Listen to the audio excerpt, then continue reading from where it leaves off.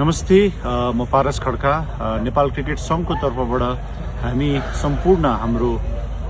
Cricket खेल प्रेमीहरू लगायत देशभित्र र देश बाहिर हुनुहुने सम्पूर्णलाई जसरी यहाँहरूले नेपाली क्रिकेटलाई साथ सहयोग र माया गर्दै आउनु भएको छ त्यसलाई अझ पूर्णता दिने क्रममा यसपालिको दोस्रो संस्करणको पहिलो दिनको टिकट सकिसकेको हुँदाखेरि यो प्रतियोगिता लगभग 24 दिनसम्म हुन गइरहेको छ र अहिलेको हाम्रो राज्यको परिस्थितिमा हामीले ग्राउन्डमा आएर पहिलो दिनमा धेरै भनौं न हुलमुल गर्नुभन्दा पनि अहिलेलाई हामीले गर्नुपर्ने के हो भन्दा टिकट भएकोहरू ग्राउन्डमा हुनुहुन्छ, टिकट नहुनेहरूले आफ्नो घरमा बसेर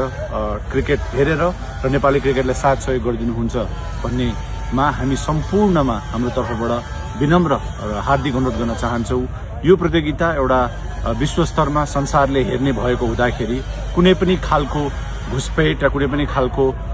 नराम्रो घटनाले नेपाली क्रिकेट र देशको नै समग्र इज्जतमा नै ठूलो असर गर्ने भएको हुँदाखेरि सबैजनालाई फेरि पनि क्रिकेट संघको तर्फबाट हामी अनुरोध गर्न चाहन्छौँ कि पहिलो दिनदेखि अर्को 23 दिनसम्ममा यो प्रतियोगितालाई साथ र सहयोग जुन निरन्तर रूपमा यहाँको रहिरहेको छ त्यसलाई आगामी दिनमा पनि नेपालमा ठूला राष्ट्रहरूलाई बोलाउनको लागि पनि हामीले यो प्रतियोगिताबाट एउटा राम्रो मेसेज दिन सक्छौँ। अहिलेको लागि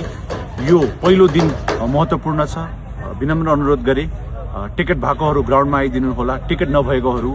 ग्राउन्ड वरिपरि हुलमुल नगरिकन नेपाली क्रिकेटलाई साथ र सहयोग गरेर आगामी दिनमा नै यहाँहरूले हामीलाई अझ योभन्दा माथिल्लो स्थानमा पुर्याउन सहयोग गर्नु हुनेछ भन्ने विश्वास हामीले लिएको छ।